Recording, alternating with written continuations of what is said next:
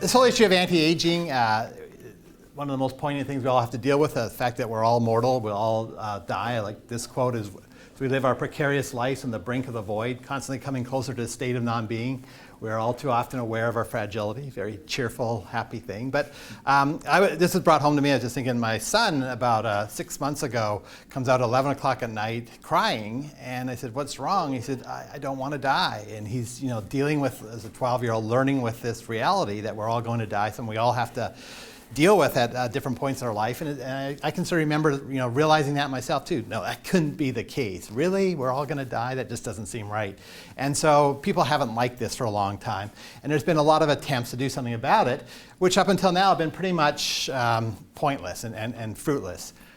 So there's a lot of quackery of everything from human growth hormones and other things that probably backfire, do more harm than good to this.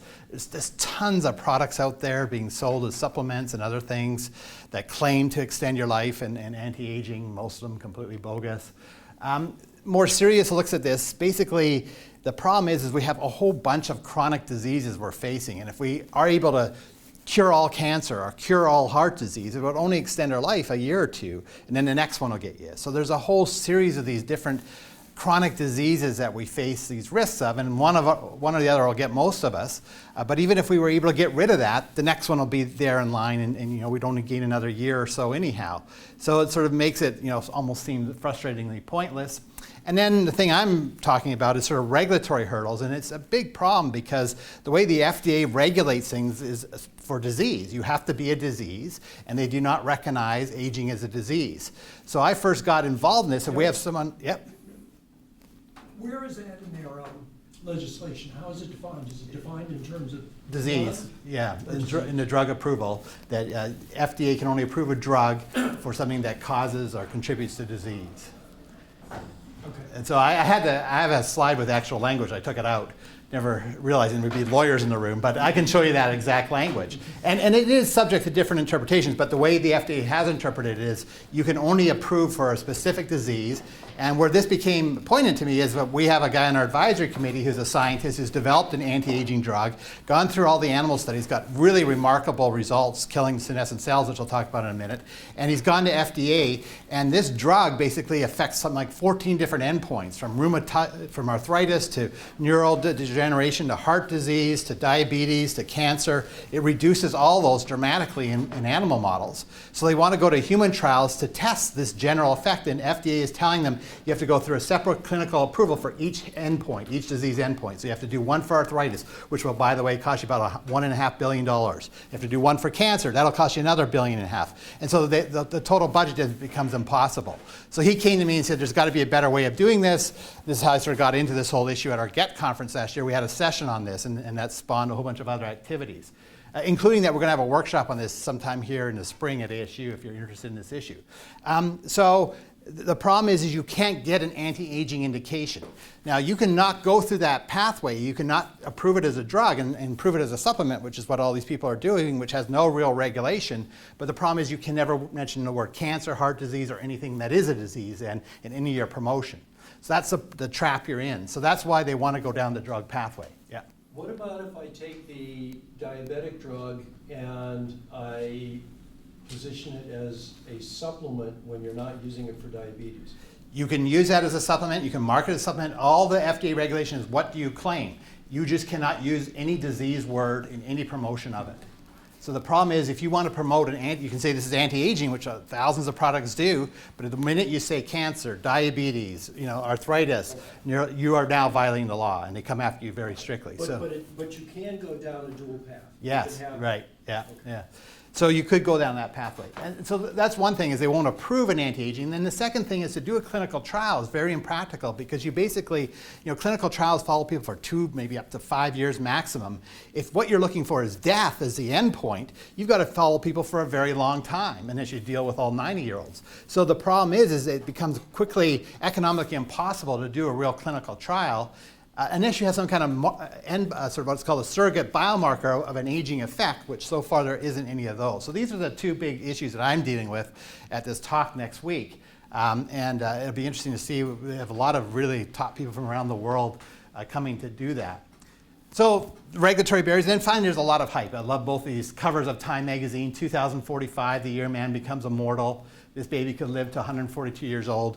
Most of the serious research in this area just don't think these are realistic. When did those get published? These are all in the last 2 years. And so maybe someday we'll get there, but certainly that's not where we're anywhere near at this point. And so it's sort of somewhat scaring people, sort of giving people false hope when you read this. I'm still convinced that people like me and Brad will be the last generation to actually die. We'll just miss it by, there's been thousands of human generations, we miss it by one generation, So that's sort of the problem. There's been all these issues and hype and false expectations and regulatory problems and these frustrations. And for, hundreds of years, people have been trying to deal with this problem and really haven't made much progress.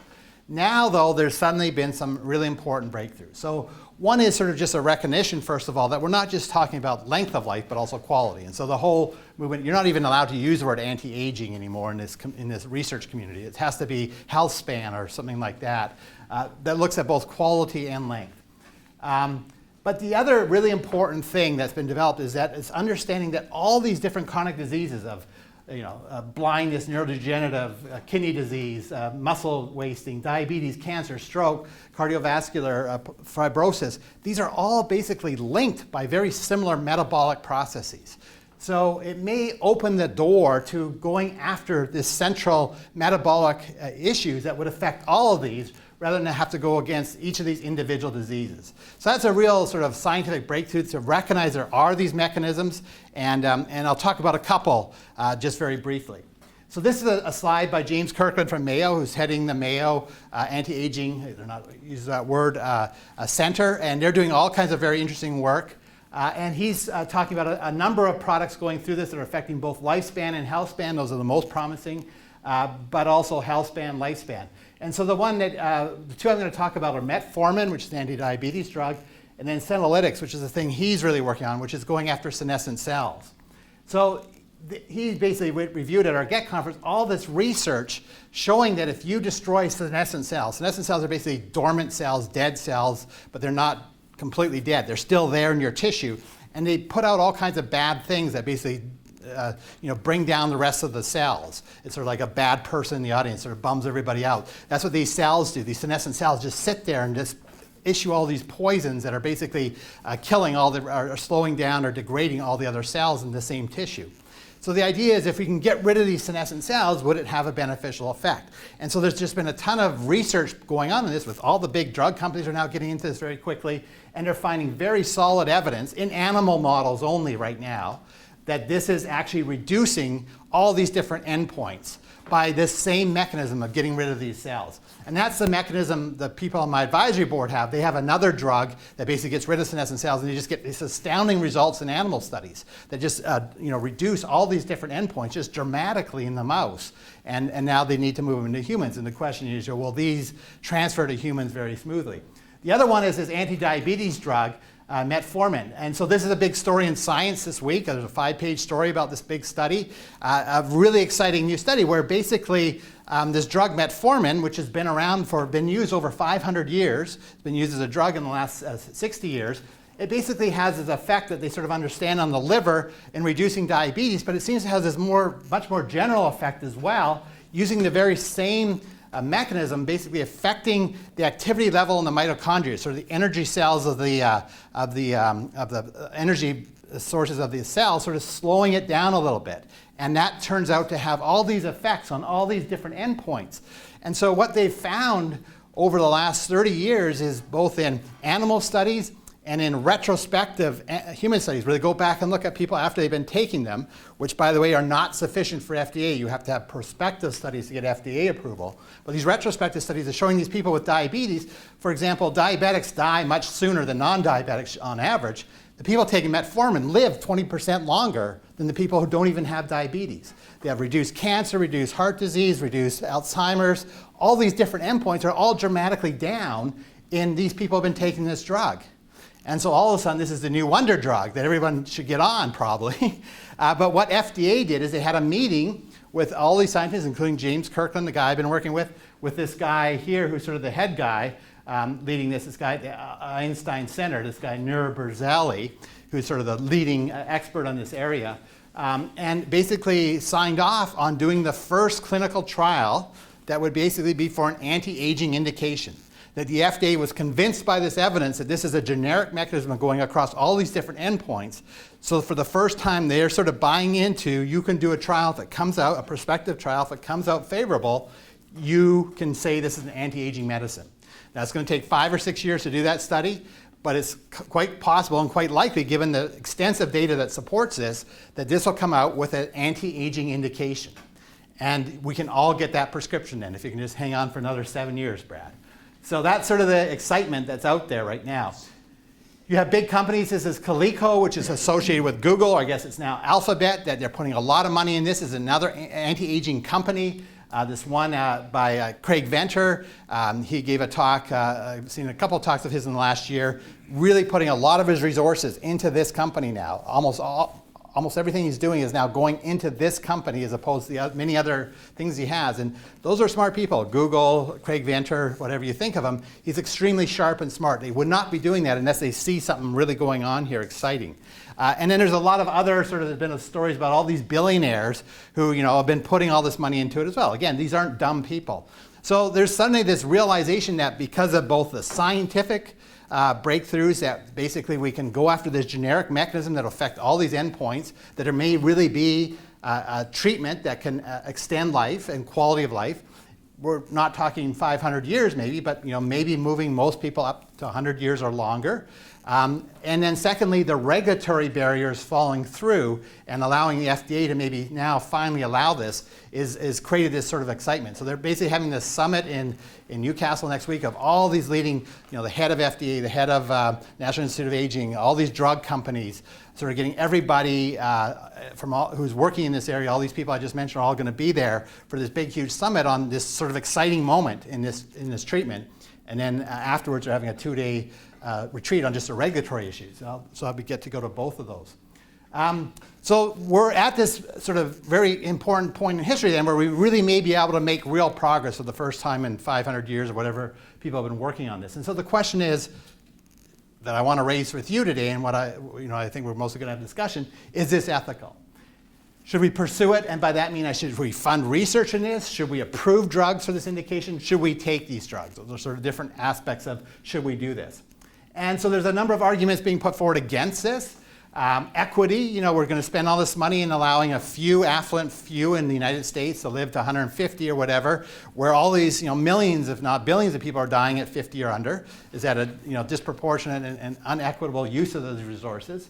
This issue of futility that we've been banging our head on the wall on this for 500 years, and we're just going to keep on doing that and wasting this money where nothing's going to actually come out of this. The quality of the extended life, are we all just going to be a bunch of cripples drooling and so on? You can always see it here. For the next 50 years, of living this decrepit life of being frail and dependent and sick and not happy and bored and so on, nothing to do. Will that be a good quality of life? This sort of more philosophical issue of is this natural? Is this what we should do? Leon Kass expressed this. He said that it is most worthwhile to re-examine the assumption that everything should be done to preserve health and prolong life as much as possible. This is a question in which our very humanity is at stake, not only in the consequences, but also in the very meaning of the choice. For to argue that human life would be better without death, as I submit to argue that human life would be better being something other than human. He says that's a nature, this poignancy that it ends gives it meaning. I still wonder if he had a proven anti-death drug, if he would not take it. But that's what he says. And then finally, the detrimental, sort of the practical implications. What would be the effect on the population, on natural resources, on the environment, on jobs? Would we never get new people into jobs? On the Social Security system? Would Justice Scalia then be there for the rest of his next 200 years? I mean, all these sort of practical implications as well. So those are the arguments against doing this. The arguments for is, one is a lot of work being done on what's called the longevity dividend. So one of the interesting things is that people who live into their hundreds have much less health care costs than people who die in their 50s, 60s, and 70s. It sounds counterintuitive, but they basically go along just fine and then drop dead. These super longevity people, and they have almost no healthcare costs, whereas most of us have this huge amount of costs and suffering in our last 5 or 10 years of life. That doesn't happen for these super centurions who live into into their hundreds. So. And in addition, they can be productive if they're as long as the quality of life is well. They can be productive in terms of contributing their knowledge, their wisdom, all this education we're all getting. They can continue to apply that for a longer time period. And so this could be a really substantial economic benefit to our society, both in terms of reducing healthcare costs, but also productivity, if we allow these people to live and function for a longer time period and have less healthcare costs. We can reduce a lot of the suffering and loss of life. I mean, that's sort of the beneficence argument. Autonomy, that people should be allowed to make this decision on such a crucial aspect of their life, so be able to live longer. And then, quality of life, basically allow us to live not only longer, but at a better quality our last years, however many that is, are all arguments for that. So that's sort of what I see as sort of the lineup. This is our future. Single male, 960, single female, 500, 800 for long walks in the park, candlelight dinner, and oxen rides. Do we want that future? So that's what I want to tee up for you and ask you to discuss these questions. I don't think this is a question and answer format. I don't think that's the idea. The idea is for you to all talk, right, and to express your own views and opinions. Is that sort of the goal here, right? Yes, so I'm happy to have you moderate it. Okay. And we want as much conversation as possible for the next little while. Okay, so what the questions I want to tee up for you are: which ethical arguments against pursuing anti-aging do you find most compelling? Which least compelling? Which ethical arguments for pursuing do you find for pursuing most compelling or least compelling? Are there other arguments that haven't even raised here? And then how do you come out after weighing these arguments? So just for your assistance, these are sort of the arguments I identified up here to summarize. And so with that, I'll just call on people if you want to weigh in on these. Thank you, Gary. You're welcome. Weigh in. Don't look at me. Mr. Allaby.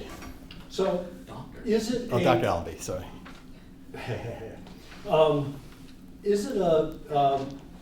What is the purpose of talking about ethics if the realistic chances of stopping this technology are close to zero? That's a statement, an assumption, but that might be No, the case. I asked this because Right. I mentioned this in a class yesterday. Mhm. And one of the students raised the question, is there any realistic chance that this technology would be stopped? And I think if you think about the Judeo-Christian tradition in the United States, the answer is, yeah, you might be able to. If you think about it globally, the answer is no, Right, or close to no. right.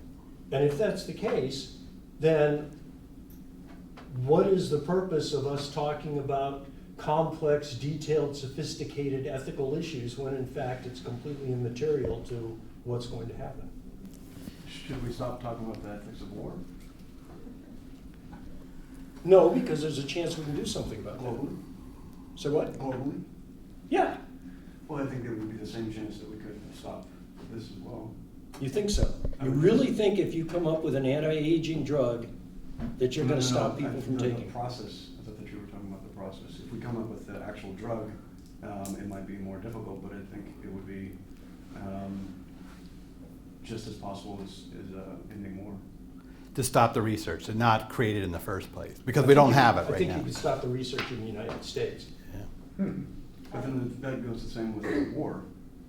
Yeah. You might be able to stop it here, but you might not be able to stop it anywhere else. But if you can convince a population to stop committing atrocities or war, you could convince them to stop producing or researching anti-aging. Let me turn it back on you, Brad. It might depend on how compelling the arguments are, ethical arguments, and whether you can stop it globally. So then we need to discuss Because these. I think what you end up with is you end up with very strong social versus individual arguments in this case. And I think that perhaps in an earlier age where you had better control over very rich people Right. and very rich companies, Right. you might have had a shot at it. But I think the idea that you're going to stop all of the billionaires in the U.S. and China and Russia from researching this. So let me just throw out a quick bar that it's not clear that Gary's talking about stopping the research or slowing it down or steering it in another direction. He might be talking about how to manage the results of the research if the research does go ahead, and if the research is worthwhile to do, how ought we to change the regulatory structure so as to enable the best possible outcomes with the fewest nasty side effects. So it's, even though we might grant you your premise, which we shouldn't, that it's not worth talking about ethics because everything bad or good or whatever is going to happen somewhere. There might be other ways of thinking about ethics. Well, yeah, and it's an assumption, so we should go ahead with the discussion, but I just want to raise that issue. Mm-hmm. And I just want to slide way back to, but remember I talked about there's several different decision points. Funding the research, approving the drugs by FDA, taking them ourselves, and then Jason's sort of raising another area, possibly managing the results in some way of limiting who uses it or whatever. I think it's a parallel with his argument is the gene modification of the germline research that's recently been hotly debated, and the NIH is not going to fund that. It would have, in many respects, some of the same benefits if we could remove diseases before children are born. That would eliminate health costs on the society. It would improve quality of life. But the idea is, even though we have the technology and we could work on it, people have already decided ethically they're not super comfortable with it, and so they're stopping it at the funding point. Right. So we've proven it in animal models. Nobody's going to fund moving it up into the human model. Nobody in the United States. Well, there's. But then you have a Britain just China. applied, You and have then, the one example from China. but now just one in Britain this week. Yeah, but I think they both said it was really, really, really hard to get their results published. Almost the one in China, I think they submitted their article to like 50 journals, and almost every journal turned it away because they felt it violated the journal's ethics. Right. Which goes to say that what you're trying to do is continue to impose Western standards on all research done around the world, and the question is, how long is that model going to hold? But isn't science global, and aren't we developing No, global ethics no, towards science? not the same, not with the same ethics, not with the same standards. I mean, the U.S. tried to ban stem cells. Yeah. You remember President Bush went to the UN to try to get the UN to agree, and most countries told him to blow off. Well, that would be an example then of the rest of the world influencing the scientific community in the Western world, which might say that it's more global science-wise. The ethics of science are global ethics, and they don't depend on the culture of the scientists. Other thoughts? Yeah. Well, just to build on the conversation so far, one of the reasons that we study the ethics of war is so that we can manage the negative outcomes, and so that we can make the outcomes of war more fair across the board, and hopefully to resolve, prevent conflict. I see the same thing applying here.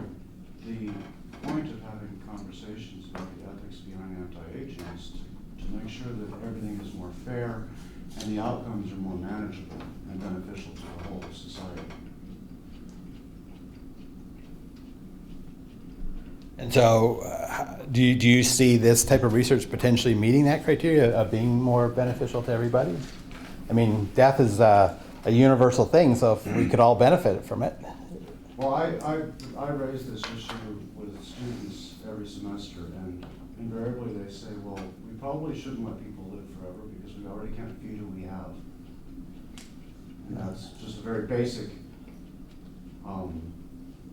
observation made by undergraduates, but it's fairly compelling. Yep. I think there's kind of an assumption or a narrower view when you say, oh, we can't have everyone live forever because we'll be limited on food and space. That doesn't take into account everything else that we're researching. So GMOs to improve food production, possible the possibility of jumping the planet, maybe colonizing the moon, and further. So to say, oh, we shouldn't do this because of all the restrictions we have now, I think is a little bit short-sighted. Yeah, if it just keeps going, you have overpopulation, and then you end up having another problem. and then you're gonna have various regulations that need to be done. And there's a whole, that puts in other ethical arguments that we're not even thinking about. Yeah, for example, we already have a significant split, not just between lifespan in developed and developing country worlds, but in terms of allocation of resources between seniors and younger people in our society. And I think it's very clear that when I start living to 150, we're just gonna have to cut down on reproductive rights. And Yeah. we got the politics to do it. AARP outweighs any youth group by a big chunk. So how are these not arguments against any disease research? Why are we trying to fight any means by which we die? Including infant mortality. You know, I just recalled an old movie, Soylent Green. So that's actually a really interesting question that Don raises. The desirability of having discussions specific enough to particular technologies rather than the kinds of either arguments in favor of or against whole areas of research altogether. Steven Pinker is a notoriously bad philosopher, okay scientist. And he has this view that anything that can be done without harming people physically to improve human health must be done. And so if you've got an ethical objection to any kind of research that doesn't harm somebody, then you need to get the hell out of the way. That's the language he uses. Had an editorial about this recently in one of the national newspapers. And so not only does this concern about the scope of the argument apply if we're objecting to particular kinds of technologies, but it also applies if we're very keen on all technology all the time. And Steven Pinker is obviously wrong for all sorts of reasons, that the only thing that matters is harm to individual humans. That's the only ethical metric. Everything else is just, philosophers' fantasies and so forth.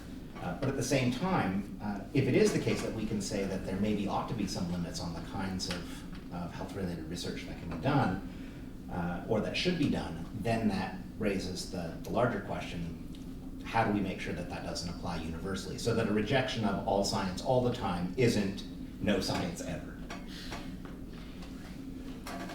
Excuse me. Yeah. So one of my big things is social justice, and I think at the funding level, there's a distinction between privately funded research or publicly funded. So using public funds to research this that may or may not benefit the many, but just the few.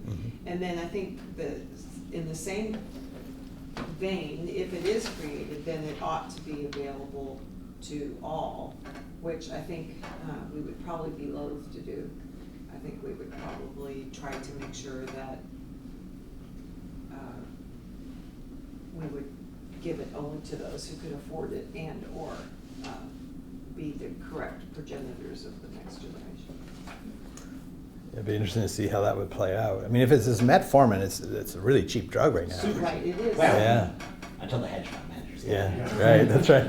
It's cheap, but you have some of the same logistics of making sure that it's disseminated equally, regardless of its original cost. By the time you Right. ship it elsewhere, it can be more expensive. And it's only cheap in a society where people aren't selling it illegally on the street corner, like they might do in, say, other countries. There's an article in Science that's going to be happening tomorrow. Yeah. Right, yeah. Wasn't it done with polio, the polio vaccine? Wasn't that spread basically all over the world, disseminated all cultures? And you could argue what is the value of the polio vaccine versus an anti-aging? I mean, if you want to make value. But there are plenty of other things that we've done that we've kept in the Western world and not passed out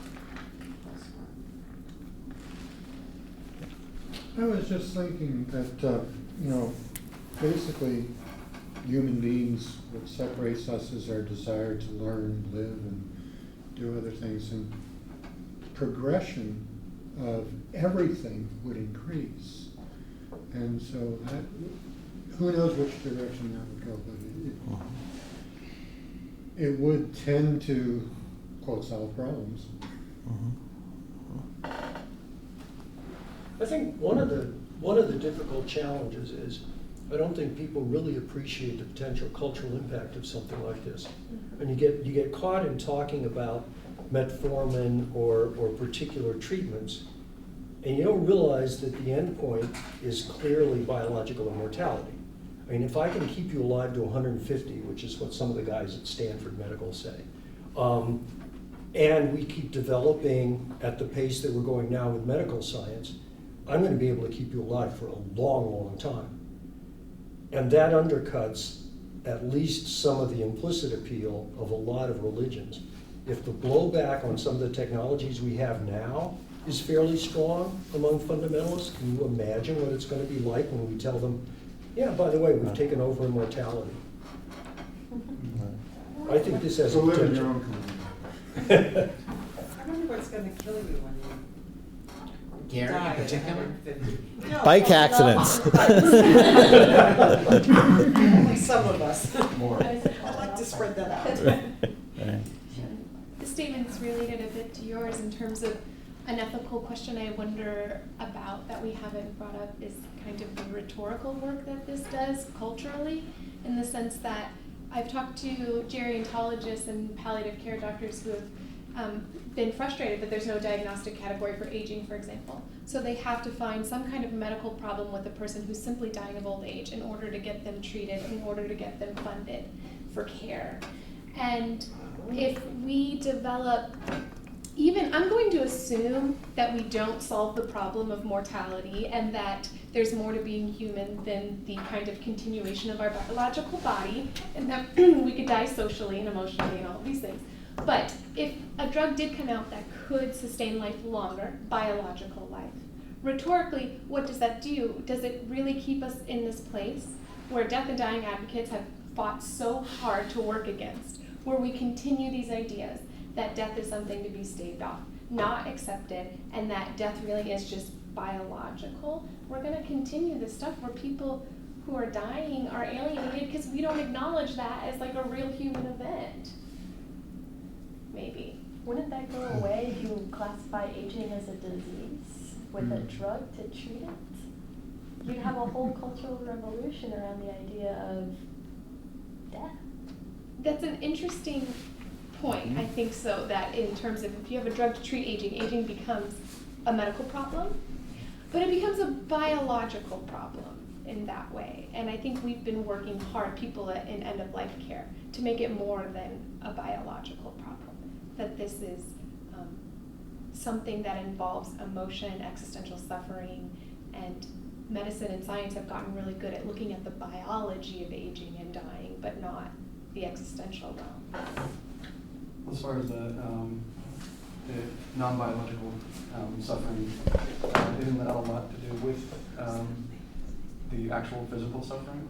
Like the psychological suffering that you feel because you were in pain, because you can't move around like you used to, because all of your friends have died, your family members don't associate with you or shove you in. Yeah, so the lived experience of dying, right? So if everyone's life is extended, possibly indefinitely, then there wouldn't necessarily be that. It might be more.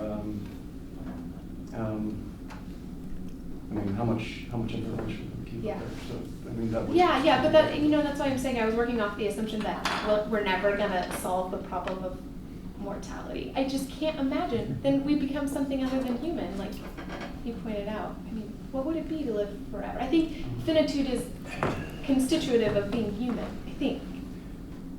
As we know it. As far as we know. That's a question that's being distorted by technology across the board, right? I mean, the people that wrote, the 20,000 AI researchers that wrote that letter saying we have to stop military AI without any idea what military AI is, those people were arguing that AI is the end of humanity. And it is. If you assume that humanity is what we are right now, that we as a snapshot in an evolutionary process are what humanity is, and therefore we're what needs to be preserved, But if you assume that humanity is a process, then these kinds of developments destroy what we thought humanity was, but what they're destroying is a mental model. They're not destroying the process of being human that lies underneath it. And I think that's an extraordinarily rich and multidimensional and vibrant process. And I think the problem is that a lot of both the proponents and the opponents have this really stereotyped model of human as being what they are right now in this particular time, place, and culture. I think you're building up what I can see as a big divisor, because AI is very problem-solving, straight line, and humans aren't. We go off and AI now is because it's expert systems. If you look at some of the general intelligence systems that they're working on in AI, it becomes a different kind of animal. Remember Hal in 2001 Space Odyssey had emotions, and he was very upset one day. yeah, I can't see that happening. All right, well, that's going to be Brad's topic, AI. I want to go back to Mary's point. I mean, so what would we die of? So how would that affect how we live our lives, so, if there wasn't an inevitable death down the road? I mean, would we take drugs? I mean, I think a lot of young kids take drugs because they think, well, I'm just going to die anyhow. I'll drive fast, I'm going to die anyhow. I go to war, I do heroic things, I'm going to die anyhow. I mean, would that change the way we live our lives if we did have this infinite possibility ahead of us? Would we take as much risks? Would we, be really careful to, what we drink and eat? Would we, would that affect how we live our lives if we sort of realized we had a much longer horizon ahead of us? Or would we take more risks because we knew it could be fixed? Although, you fall into, get hit by a bomb or a car crash, there's not much you can do still. Or Take by, more drugs. yeah, that'd be interesting. Well, I mean, you could read Ernest Becker's book in the 70s, The Denial of Death, where he says everything we do as humans is motivated by this denial of death. If that's Right. true, Right. and we take that out, we Right. become something different. I Yeah. think. And is it better or is it worse? Well, Is and I it think different? that's Brad's point as well, that we've created our own rhetoric about what it means to be human, but if we strip away some of those predetermined or our own determination of what it means, then it's open. It's what We don't need a bucket list anymore. Right. So let me pretend that I'm a potential live forever, come back to talk to you. And isn't my first question going to be, by what right do you think you should impose your emotions and your norms and your standards and your quote-unquote ethics based on your lived experience on me, who potentially have something very different to live and to experience and to be?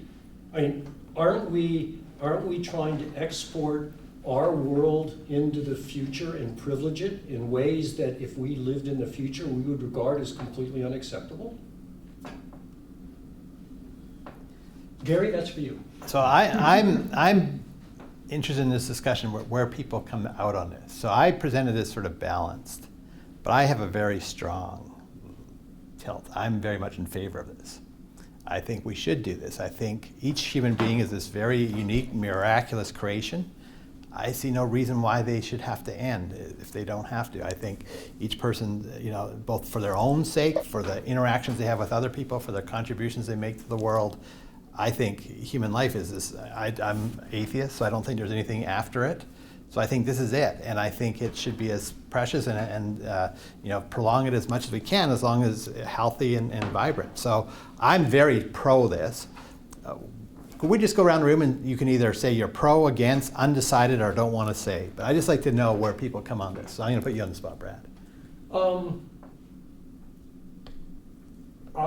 Personally, I'm pro, but I think the appropriate position is to be neutral and try to adapt as the system evolves, because that's really the most important ethical thing to do.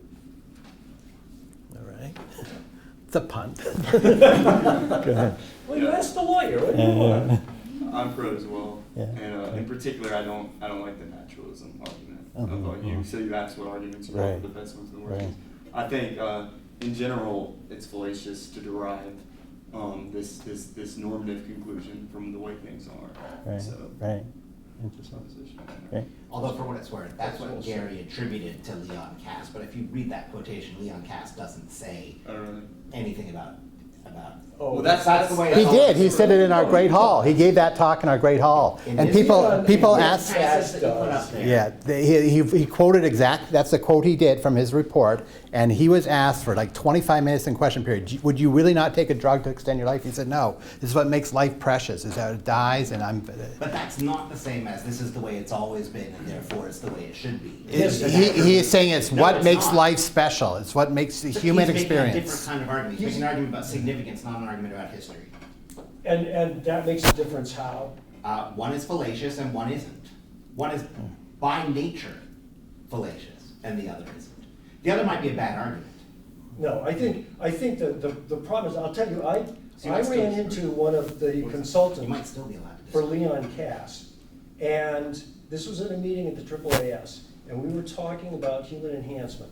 And the consultant made the argument that no soldier wounded in combat should be treated because it was important that that injury and that person testify to how evil combat was. Yeah, I remember you telling that story. Yeah, and the son of a bitch had never served, and he's perfectly willing to consign other people to misery, death, depression, and destruction so that he could feel good about So himself. for what it's, well, I don't know. If I that's- agree with you 100%. I don't know if that's so he could feel good about himself is the right conclusion to draw from that. But at the same time, that might not be a very good argument, but that's not an argument about the way things have always been and that's therefore It's the the way same- things should it's be. the same No, it's an basic argument about, argument. it's an argument about what we can learn from the way things are now.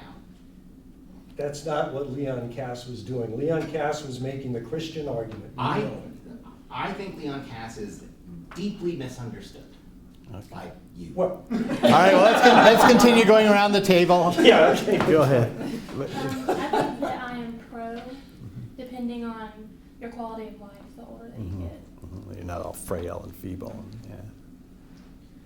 I think I'm undecided. I'm torn about this idea that you had brought up about if we have a stance on whether or not we support stopping or being able to control aging, do we have to make the same consideration with basically every disease that we ever talked about or researched? And that and the idea of talking about like artificial intelligence or moving humans forward in other ways. So all of the talk about transcendence and things like that.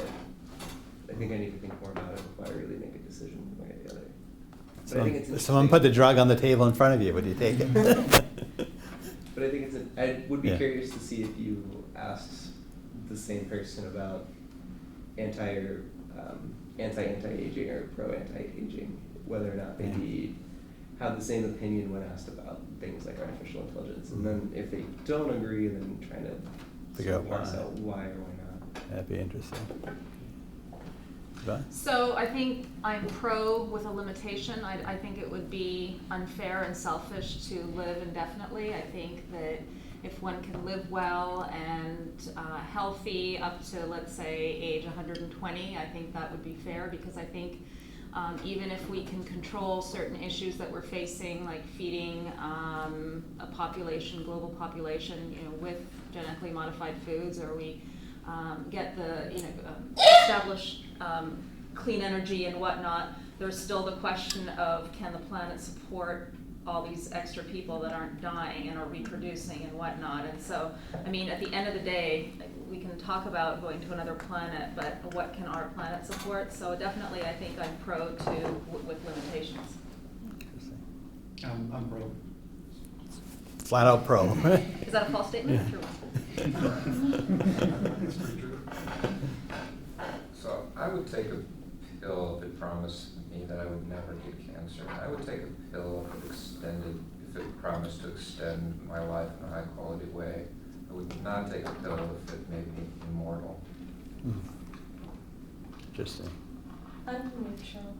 I think it would be up to each individual person. Right. I'm pro. Flat out pro. Pro but cautious. I'm pro, like you, I'm atheist, and I think it would do a lot to change religious thought. There'd be no heaven and hell, first of all, you could do away with that. Right, right. You know, I think would be good progress. I'm with Don, and so anti-immortality, and I am a neo-existentialist who thinks that finitude and death is what bring life meaning and immediacy to our relationships. Leon Cass. I really feel like I like him. I'm with you on this. Okay. Even though he's wrong about a ton of stuff. I think I'm undecided, but I'm certainly very interested in the philosophical arguments about what it means to be human. If what we conjured up about the meaning of being human and what it could mean in the future. And my mom lived to 92, so I'm probably going to live a really long time anyway, so. Unless I fall off more bodies. Check in with you in 20 years. And I'm not interested in the question of anti-aging technology so much as I'm interested in the question, if it's the case that there are generic mechanisms that we can target generically or specifically with drugs, it may also be the case that there are generic mechanisms that we can target in many other kinds of ways that might in fact be more equitably distributable, that might actually have a greater impact on quality of life, not just as you get old, but as you're young. And so I'd be interested, insofar as I'm interested in improving health span, I'm interested in improving it over the life course, and I'm interested in potentially identifying other than merely pharmaceutical means for doing that. That didn't answer the question. Right, I said I didn't think it was a good question. Yeah. I wanted to go back to what we were talking about with what it means to be human. So we have this idea of what it means to be human right now in our lives. We have a few hundred years to look at, quite a few hundred years to look at, and say this is what a human is. So if we start making that argument that we should not be undertaking these types of research projects, aren't we also at the same time saying that we're discounting the concept that humans will evolve through what we would call birth defects, genetic mutations, things like that. So if we're expecting that to happen anyway, the question then becomes, how is this going to play a role in that? And I think that might be a more important question, looking at the human species over 10,000 years as opposed to, or 100,000 years as opposed to the 10,000 years that we've looked at.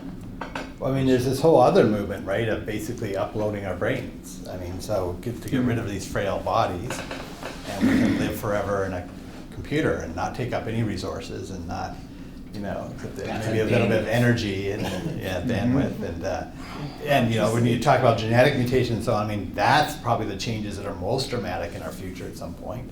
I mean, there's people actually working on that and committed to that. There's whole movements on that now. So are we trying to stop the progression of the species by making it all match this point in time? Well, I think there's also the case that we're on the cusp of the human simply being a design space. Most of what we think is stable about the human is in fact contingent. As you know, you can put a magnet on the side of people's heads and you can change their moral judgments without them knowing that their moral judgments have changed. And you can switch that on and off with a magnet. So the possibility that the human becomes a design space means that our idea of the human that we have right now is not just obsolete, but it's archaic, and it's preventing us from understanding what the current state, even today, actually is. This is only a small part of it, right? I mean, living forever mocks nix, right? That'll happen at some point. But it's things like prosthetics that integrate at the cellular level and the intracellular level with your body and your nervous system and your brain. And then you extend those prosthetics, because you have wireless technology, to any machine system, any weapon system, any Mars exploratory system. So I mean, there's all kinds of things that are going to change what we mean to be human. And the more that happens, the more the naturalistic definitions of human are going to turn out to be profoundly reactionary. in I think what could be very vicious ways. Not saying anything about living caste. I'm giving you a way to fight against caste in my notes here. All right, any other thoughts? Well, I think it's really interesting, these bioethical type questions. Is, obviously we saw it with cloning and stem cells too. How do you, in a democratic society, decide it from a policy perspective when people, we saw just in this room, people have very different perspectives. How do you decide? Is it majority rules? Is it something, is there some right that should prevail, like sort of even if it's counter-majoritarian? I think this is just one of many issues we're going to face where, as someone in the legal community, how do you make a decision when people have very different ethical views on something? I think, like something he was saying, as Mars colonies, I think we're going to end up having more separations. We can have people living under the ocean, more separations of colonization. Right. Of the immortal countries and the... Yeah, I was gonna say, you weird immortal people can go live on Mars and we'll stay here on Earth. And die. And die. And die. With meaning and purpose. So I want to thank Gary for leading the discussion. I want to thank everybody for participating. And I also want to suggest that if you have any ideas for other topics that you'd like to see us do in the Ethics at Noon series, we'd love to take these to all the campuses rather than just do them here in Tempe. We'd love to do them more often rather than monthly. It'd be great to do them weekly. It's just an hour a week out of people's schedules and it might be worthwhile. So if you flood mary.drago at asu.edu, mary.drago at asu.edu with your suggestions, your recommendations of topics or people to stimulate discussion. The whole point is basically 15 minutes of presentation, whether a live presentation or a short video clip. I want to do one, for instance, with some clips from the Big Bang Theory sometime soon on sexism in science. So all kinds of fun stuff, but if you've got ideas, please pass them along to us. Mary.drago, D-R-A-G-O, dragon without an N, at asu.edu. She will make it so.